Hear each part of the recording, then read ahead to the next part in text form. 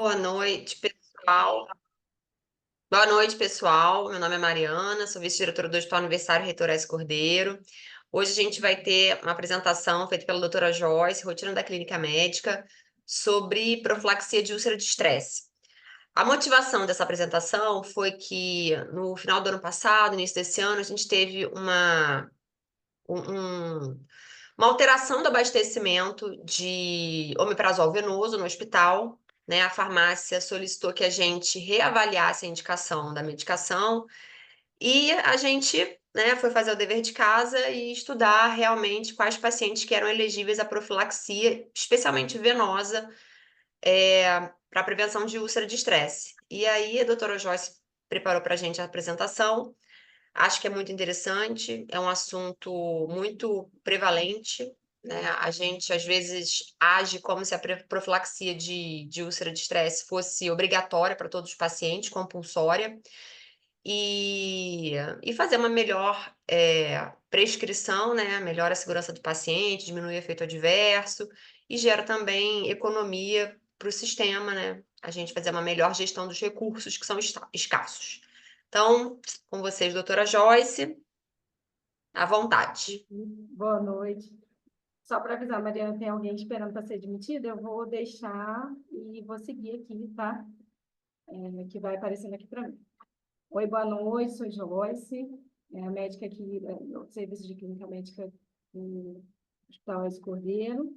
É, a gente vai apresentar esse tema, a Mariana já, né, apresentou aí as motivações, só declaração de conflitos de interesse, os motivos da apresentação é justamente essa questão, né, de ter uma boa prática nisso, que a gente acaba colocando automaticamente para todos os pacientes, e ter essa questão de realmente evitar sangramento, né, naqueles pacientes que precisam, estão hospitalizados, né.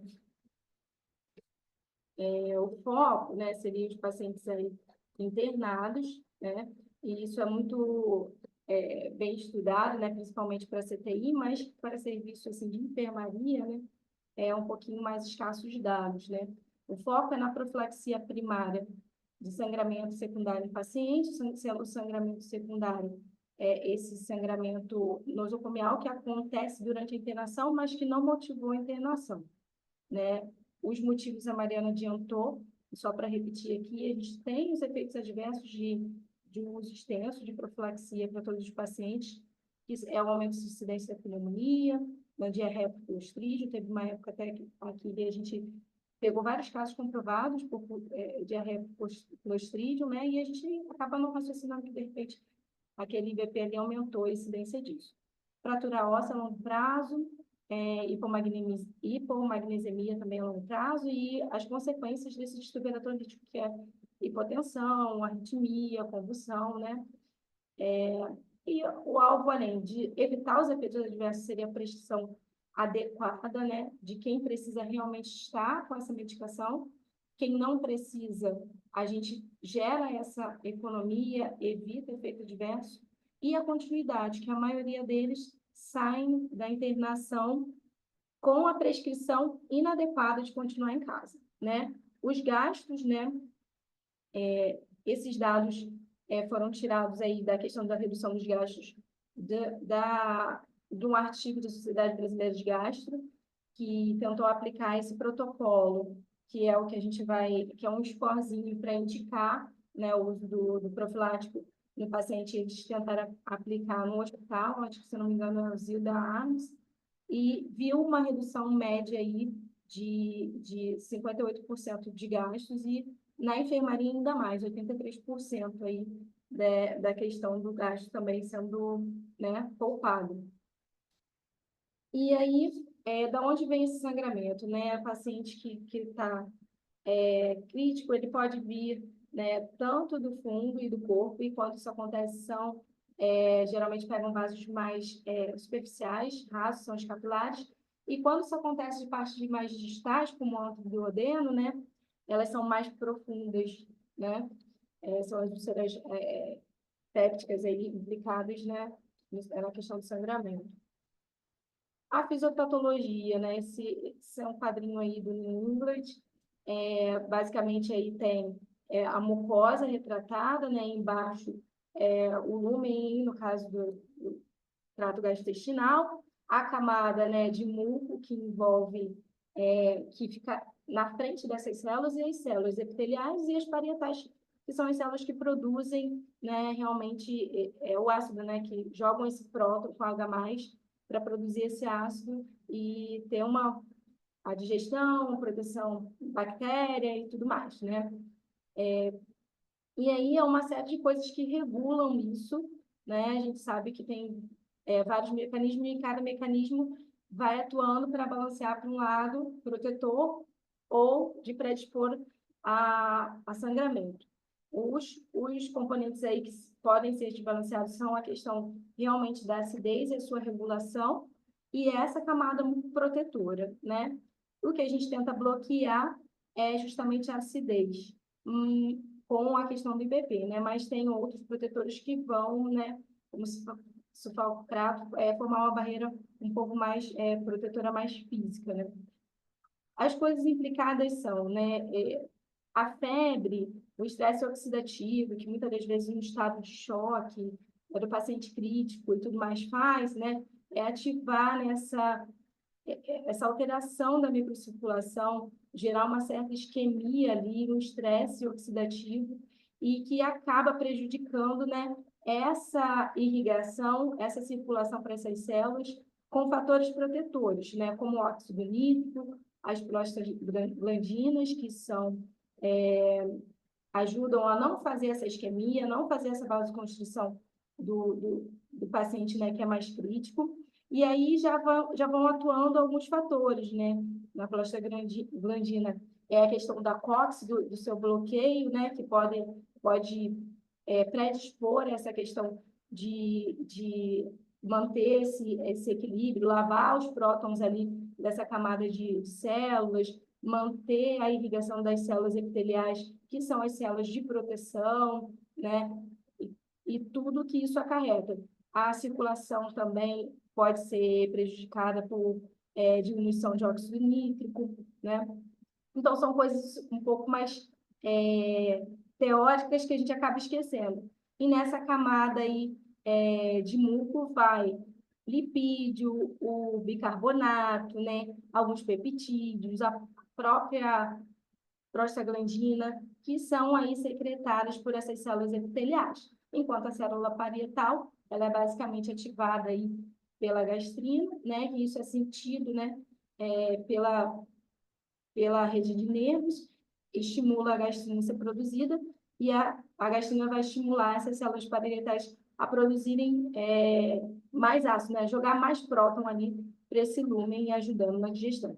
A acidez é necessária para a questão de regulação de crescimento de bactéria também, então, por isso, muitas das vezes, a questão aí de ser esse bloqueio, essa acidez, é atrelada, às vezes, a um aumento de pneumonia, né?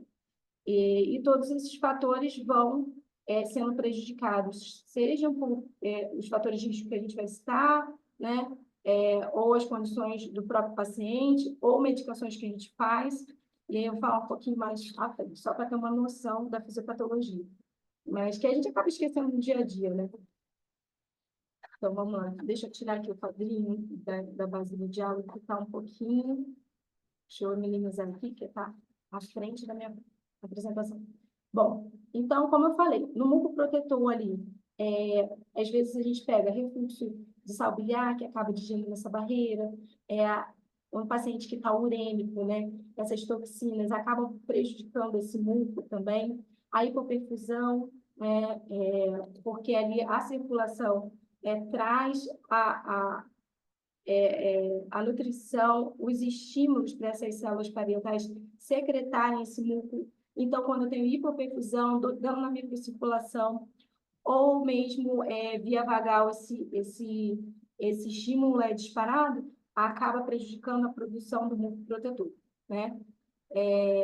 A secreção ácida, que é estimulada por essas substâncias, a gastrina, a histamina, a acetilcolina, e a profilaxia vai justamente aí nessa questão da produção do ácido, bloqueio, da estase, né? A gente controlar aí a questão da desmotilidade gástrica, dessa camada protetora que vai se rompendo também, que vai mantendo a estase vai mantendo ali cada vez mais aquele ácido em contato com as células durante o período prolongado. E a hemodinâmica do paciente que a gente pode melhorar, né? Seja no choque, no estado hipovolêmico, seja por sepse, e outros fatores, né? Então, são locais onde a gente pode agir nessa cascata aí fisiopatológica. E quais são as definições aí que a gente vê, né, dos sangramentos, né? Tem o sangramento de mucosa e submucosa, que esse, se a gente for endoscopar os pacientes, e esses dados são um pouquinho dos pacientes mais de CTI, né? Basicamente, virtualmente, todos teriam algum grau aí levezinho de comprometimento de microsangramentos, porque tem o estresse, está internado no CTI, é um paciente que é um pouquinho mais grave. O sangramento oculto, que é quando ele é tido, é um sangramento gástrico que é pego aí, às vezes, naquele teste, né, fecal, e isso pode acontecer de 15% a 50%, bem variável. O sangramento que a gente vê, que é aquele exteriorizado, seja uma hematêmese, uma melena, ou aspirou o paciente, e inclusive foi a paciente que sangrou hoje, já tinha tido um relato de um aspirado com sangue, né? Então, ela já tinha sangrado ali, ela já estava com IBP, né? Mas é uma paciente que estava grave, e um processo de sepsis que não estava controlado, uma paciente já, do ponto de vista neurológico paliativo, então, assim, um paciente um pouquinho mais crítico. Então, esses exteriorizados são 5%. E os clinicamente importantes, né? Esse foi importante, caiu mais de 2 pontos na hemoglobina em 24 horas, e foi o que aconteceu com essa senhora, né? Os que precisam mais de dois ou mais, né? A partir de 2, né? 2 pontos na hemoglobina, ou 2 ou mais concentrados em 24 horas, ou intervenção de uma endoscopista com uso de vasopressor, ou alterou sinal vital, aumentou aí batimento cardíaco, teve queda na pressão sistólica, quando em ortostase, ou também na pressão em paciente deitado mais de 20 milímetros. Então, esses são 3%. Então, a gente vê que cada vez mais importante a incidência é menor. Nos pacientes não críticos, isso é os pacientes críticos, né, do CTI, os pacientes não críticos, né, isso gira em torno de 0,3% a 0,4%, então é muito pouco, né, menos de 1%. Então, a preocupação, principalmente, o que a gente ainda tem a melhorar, está concentrado muito na enfermaria, né, porque se você for parar para pensar nesses sangramentos clinicamente importantes, né, são raros, né, na enfermaria em si. E aí, quais são esses fatores de risco? Eu comecei a falar um pouquinho aqui, né? As causas agudas, choque, insuficiência respiratória, trauma crânioencefálico, né? Queimaduras extensas, mais que 35% do corpo, né? Às vezes a gente não tem essa familiaridade de quantos por cento, né? E a gente não pega muito queimado, né? 35%, né? A gente vê que 1% é mais ou menos a palma da nossa mão. Então, são queimaduras extensas, né? E são coisas que geralmente a gente não pega, porque vai para centros queimados, então é uma coisa mais difícil de pegar. As drogas, né, anticoagulantes, né, a gente pega muito paciente com FA, que faz anticoagulante, precisa fazer inox a mais de 60 miligramas diários. Os antiplaquetários, pacientes aí cardiopatas, tem stent. AINE, né? Muitas das vezes pacientes de dor crônica, de artrite, que não conseguem controlar com outras medicações e acabam fazendo uso mais crônico de AINE, ou até indiscriminado por conta própria, né? As doenças crônicas, a insuficiência renal em si, a gente vai ver das definições dessa questão da insuficiência renal para frente. Doença hepática, seja ela qualquer definida, síndrome hepatorenal, cirrose, hipertensão fetal, né? Hepatites, enfim. Coagulopatias, né? Já diagnosticadas, e doença por H. pylori, né? Dispositivos, né? Ventilação mecânica, são os dados mais encontrados, né? A ventilação mecânica maior ou igual a 48 horas de duração, terapia de substituição renal, né, que a gente recebe muito paciente assim, e suporte de vida, suporte extracorpóreo de circulação, né? Aí a gente conta um pouquinho mais das enfermarias um pouquinho mais cirúrgicas, né? Enfim.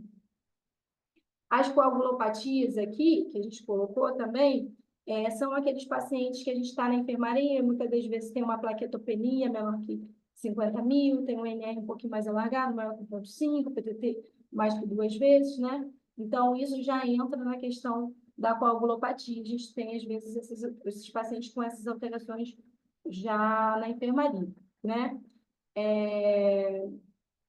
Eu acho que era mais ou menos isso. Eu acrescentei aqui a questão do corticoide, né? Porque às vezes a gente não se atenta. O corticoide também é um fator de risco quando tem uma dose maior que 250 miligramas, maior ou igual a 250 miligramas de hidrocortisona, ou equivalente, seriam uns 60 miligramas de prednisona. Às vezes a gente pegou um paciente agora com suspeita de síndrome nefrótica, tem que fazer, a gente pega, né, fazendo 1 miligrama quilo, então passa disso, né? Muitas das vezes, então tem que estar atento para deixar protetor para esses pacientes. E histórias de úlcera gástrica ou sangramento no último ano também entra como um fator de risco. No paciente não crítico, como eu falei, a maioria dos estudos é muito bem estabelecida no paciente do CTI, esses scores baseados principalmente na ventilação mecânica e na terapia de substituição renal são os critérios maiores, a gente vai falar disso mais na frente. Mas estudo para enfermaria é muito complicado, não tem ensaio clínico, né? Porque uma amostra exigiria para ter um peso, né, de poder extrapolar aquilo para outra para a população internada, seria mais de 25 mil pessoas participando, né? Então, isso é muito difícil, né, de fazer. O que a gente tem hoje são estudos observacionais. O mais proeminente, eu cheguei a tentar revisar um pouco disso em 2019, só achei esse estudo de Boston, que pega uma amostra e eles pegam as admissões de mais de 75 mil pacientes e vão rever quais são os fatores de risco, os que estão presentes, os que sangraram, o que aconteceu. E, assim, hoje também tentando rever, ainda é o artigo de maior expressão, tanto é que foi revisto pela Sociedade Brasileira de Gastro, e foi citado e foi aplicado numa enfermaria no Hospital do Rio de Janeiro.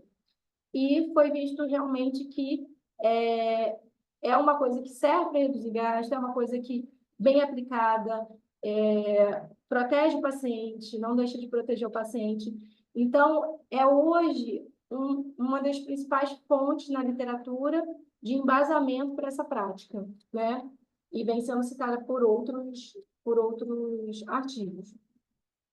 E as recomendações, esses 2 quadros foram retirados desse artigo da Sociedade de Gastro brasileira, e ela põe tanto a pontuação, esse é o cerne aqui das nossas recomendações, que a gente vai tentar aplicar aqui na enfermaria. Aí, aqui, a tabela 1 seria os critérios de pacientes críticos internados em CTI. A gente tem os critérios maiores, né, que são a coluna aqui da esquerda, que é a coagulopatia, que a gente deu lá, que é as plaquetas menos de 50 mil, IMR mais que 1,5, PTT mais que 2 vezes. A insuficiência respiratória, tem muitos pacientes de ventilação mecânica, por pelo menos 48 horas. A lesão cerebral traumática, um Glasgow baixo, né? Lesão da medula e a queimadura que eu falei. E pacientes também em sepse com SOFA maior ou igual a 2. Quando a gente tem um desses critérios maiores, já pontuou para a gente fazer IBP, isso no CTI. Ou os menores teriam que ser 2 critérios menores, né? Que é a insuficiência renal aguda ou crônica, com necessidade de uso de HD intermitente ou contínuo, né? Choque, aquele que precisou de vasopressor, inotrópico, teve uma PM baixa, menos que 70, um lactato mais alto, maior que 4. A insuficiência hepática, seja ela crônica, que já vem com diagnóstico de fora, né? Uma cirrose, histórico de sangramento de varizes, encefalopatia hepática. O uso de glicocorticoide na dose que eu falei, né? 250 de hidro ou equivalente. A gente usa muito PRED, então a PRED é em torno de 60 dia, né? Mas alguns estudos falam que, assim, Para ser expressivo, seria pelo menos em torno de 7 dias, né? Então, aquele paciente que às vezes fez 3 diazinhos ali, um DPOC, fez menos que, fez até 5 dias, a princípio é ok. Mas como muitas das vezes a gente não sabe para onde esses pacientes vão evoluir, a gente acaba colocando, né? Se vai precisar, vai ficar dependente ali do corticóide ou não. O trauma múltiplo, eu não tinha muita familiaridade com isso, né? Tem alguns scores de lesão de órgãos e tal, e no somatório a severidade seria 160. A gente não tem, não pega muito trauma, né? Então não é o não é o nosso dia a dia. Não sei se depois o Douglas vai querer acrescentar mais alguma coisa aí nessa parte. E a escala para enfermaria é essa escala ESI, né? Que veio desse estudo que foi feito em Boston, né? E eles desenvolveram essa pontuação aí. Essa pontuação, ela é dada pelo somatório desses fatores, né? E quando essa pontuação ela é baixa, não recomendaria, e a partir de 10 já recomendaria. Quais são os fatores implicados? A idade por si só, 2 pontos. Homem, sexo masculino, 2 pontos. Insuficiência renal aguda, e aí entra na insuficiência renal aguda, a gente fica muito na dúvida, né? Então, os que estão em HD, a gente já sabe, não tem dúvida, né? Estão em HD, então vamos pontuar aí. Né? Agora, aquele paciente que não recebeu HD, evoluiu com uma alteração aguda, o que é valorizado, né? Tem as aplicações lá do Cadigo, né, que fala que é a variação de mais 0,3 na creatinina em 24 horas, ou quando você dobra essa creatinina em 7 dias, ou quando você faz mais 3 vezes em 7 dias, ou maior que 4, né? Então, assim, são alterações muito pequenas que a gente vê no paciente no dia a dia. Às vezes a gente está fazendo diurético lá, pega um pouquinho a mão, então a creatinina salta, né? Então, ficar atento nessa parte. Doença hepática, que eu já citei aqui, que é aquelas que já vêm diagnosticadas, e as hepatites, né? Ficar atento. A sepse, né? Muitos pacientes que a gente recebe não tratando infecção, né? Ou diagnosticam um quadro de sepse durante a internação. A anticoagulação profilática, seja ela com enoxaparina ou não fracionada, e aí ele cita nos artigos em torno de 60 miligramas seria uma dose de enoxaparina que já chamaria aí atenção, né? Mas ele fala profilático, né? Então, a gente vai pontuar aí se tiver em profilaxia. Coagulopatia, que são as alterações nos exames que eu falei, plaqueta, INEA e PTT. E se está em anticoagulação terapêutica também entra, né? Que são os pacientes TBP, FA, enfim. E o serviço médico, que é de clínica médica. E aí ele excluiu cirurgia, neurologia, obstetrícia, outras coisas que não sejam, assim, mais clínicas, né? E aí, o somatório desses pontos, quando dá 7 ou menos, classifica o paciente como baixo risco. Ele não tem que fazer mesmo. Quando a gente pontua de 8 a 9, médio, baixo a médio risco. Então, também não faria. Quando ele pontua a partir de 10, aí a gente já usaria o IBP, né? A profilaxia para o estresse. E aí a gente vê que às vezes a gente tem vários, ele é 60 anos, tem sexo masculino, tem insuficiência renal, aí deu 6. Tem tudo isso, mas ainda não pontua. Então você tem que ver que tem que pontuar muito para a gente poder usar. Então a maioria não precisa, se a gente for ver, seguir por esses parâmetrozinhos, né? Porque às vezes tem é, uma pontuação, mas não tem as outras que consigam chegar a um score de 10. E aí os fármacos que a gente usa, né? Eu botei para citar, né? Ali os antiácidos, como carbonato de magnésio, alumínio, o sucralfato, que eu falo errado, sucralfato. Mas a gente tem muito mais familiaridade com o IBP e os estudos falam muito mais do IBP, tanto, principalmente do omeprazol quanto do omeprazol, que são os mais vistos na prática, né? Alguns citam, né, a famotidina, cimetidina, a ranitidina saiu do mercado, né? Mas o que a gente usa na nossa prática são esses EPPs. Aí tem as doses que a gente usaria. É bom pontuar que nesses estudos não viu assim questão de melhora de sintoma ou taxa de cura entre um IBP e outro, né? Muita diferença significativa, e que eles são efetivamente iguais, dados por via oral e via venosa. Então, se o seu paciente engole, está acordadinho, a preferência pelo oral, né? Sempre respeitando a questão da farmacocinética do fármaco. O EV, ele não tem essa interferência do alimento, né? Porque ele vai direto na veia e tudo mais. Mas o oral a gente tem que respeitar a questão do jejum, né? Porque é quando consegue o bloqueio máximo daquelas células parietais, né? E ativação, em questão de acidez, quando o alimento entra, a biodisponibilidade é reduzida, né? Então, quando o paciente também tem que fazer de 12 em 12 horas, o ideal é que essa segunda dose seja dada antes do jantar, e se atentar para isso também, os 30 minutos antes aí do jantar.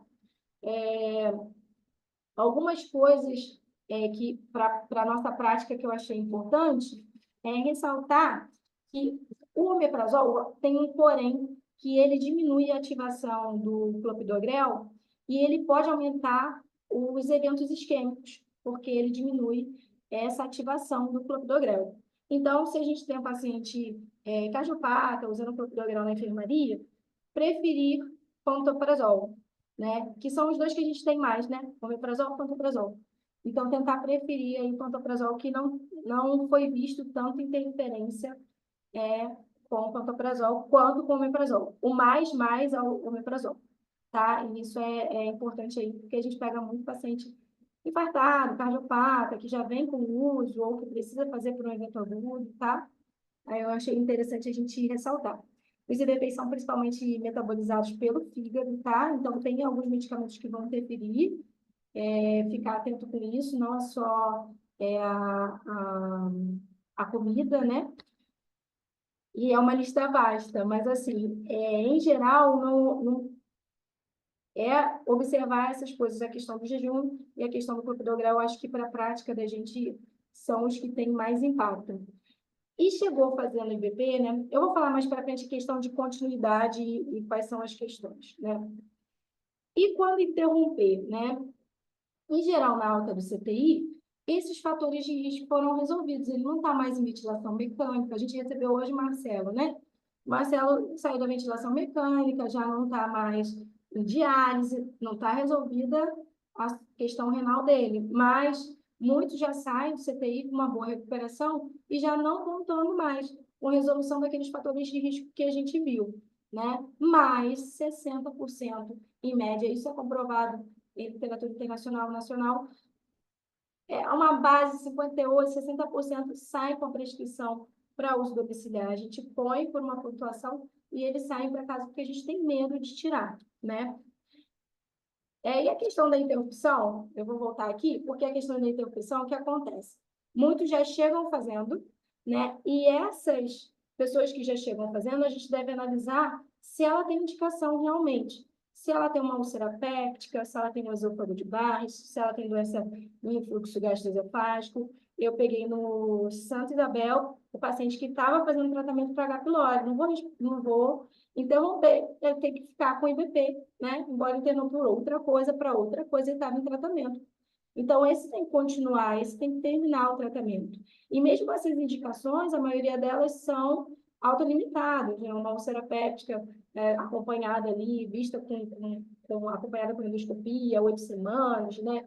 Então, ter conhecimento também dessas indicações prévias ao mundo. A Flávia, depois vou enrolar ela aí para ela falar sobre isso, que ela é mais expert nisso.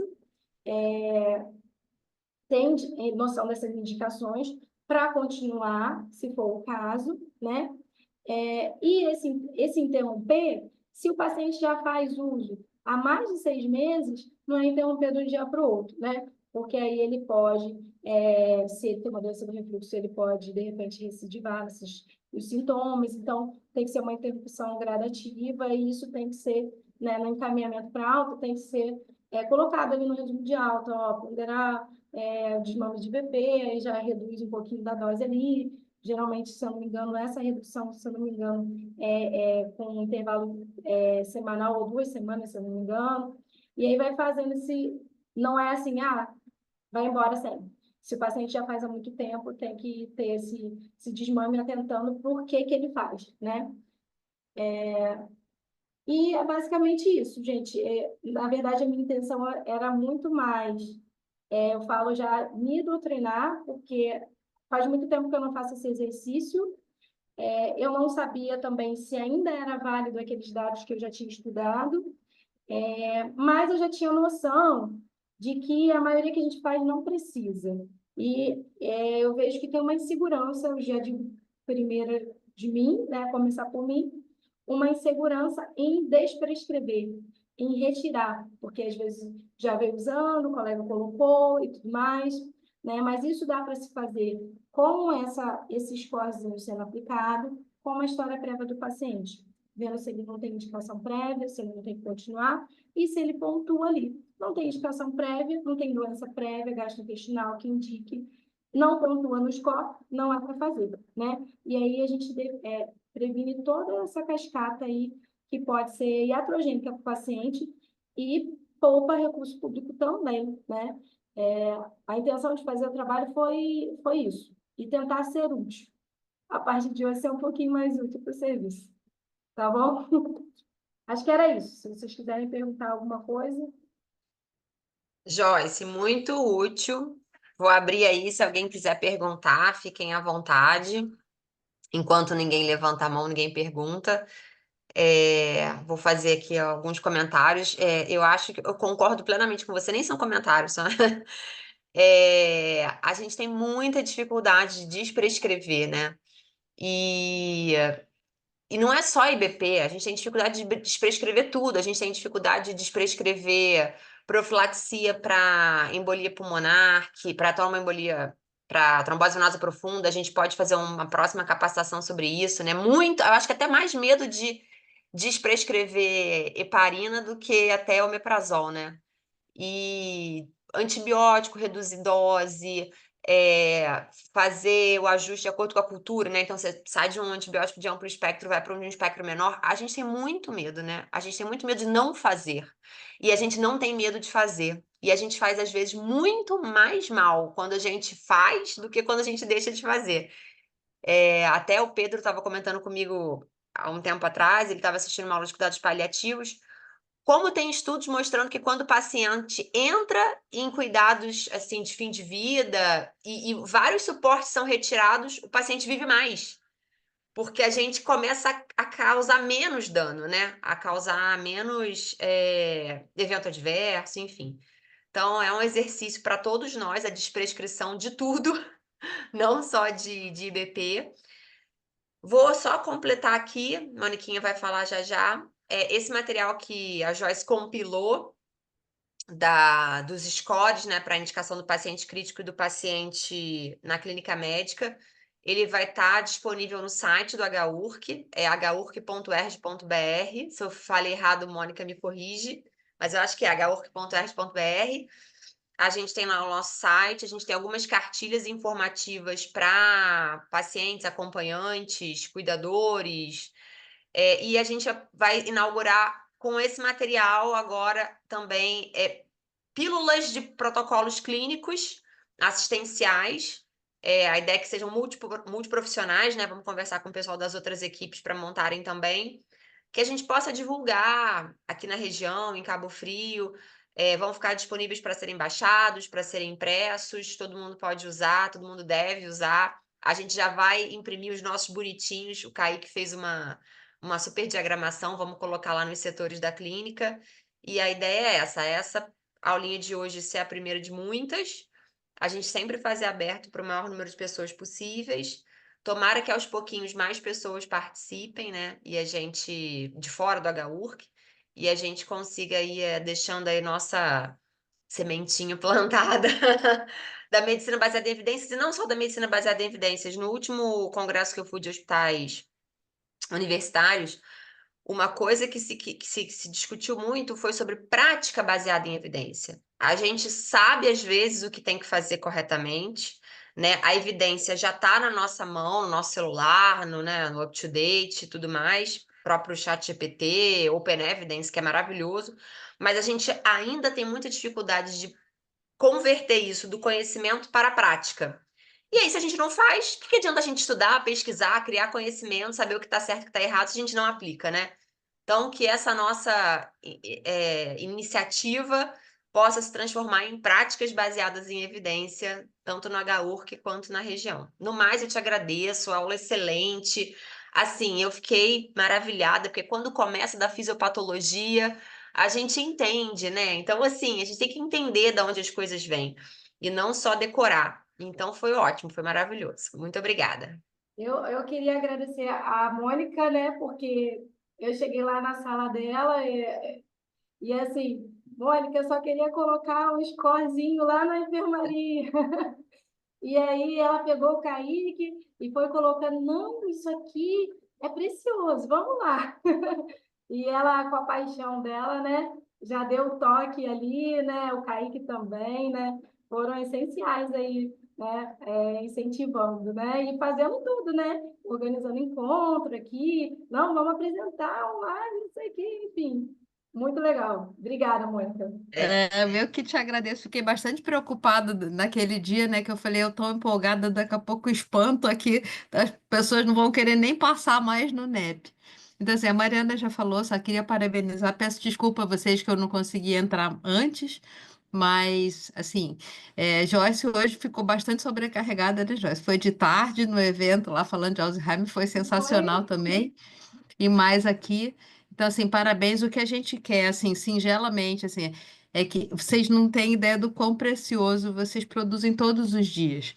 Então, a ideia do NEP, assim, como a Mariana já falou, nós somos células de um único corpo, né? A gente quer que todo mundo avance, que as pessoas possam dividir seus potenciais, se encantar, às vezes, por áreas que não pensam, às vezes, nunca pensei, por exemplo, em fazer um mestrado, um doutorado, mas se quiser que a gente tem todo o interesse institucionalmente de incentivar cada um de vocês, assim, não que a carreira acadêmica precise ser uma coisa, ela não é melhor do que nada, são caminhos. Então, quem se sentir feliz por esse caminho, com qualquer outra coisa que o NEP possa ter alcance, a gente só está ali para tentar ajudar isso. E aí, esse espaço que Mariana falou, às vezes vocês têm experiências grandes em determinadas áreas, com alguns tipos de procedimento, coisas desse tipo, e que estão ali guardadinhos. A gente quer compartilhar, a gente quer colaborar com tudo isso para que o HURC esteja também agindo aí com a responsabilidade social, né? Compartilhando com a Secretaria de Saúde, com a população. Tamo junto. Obrigada.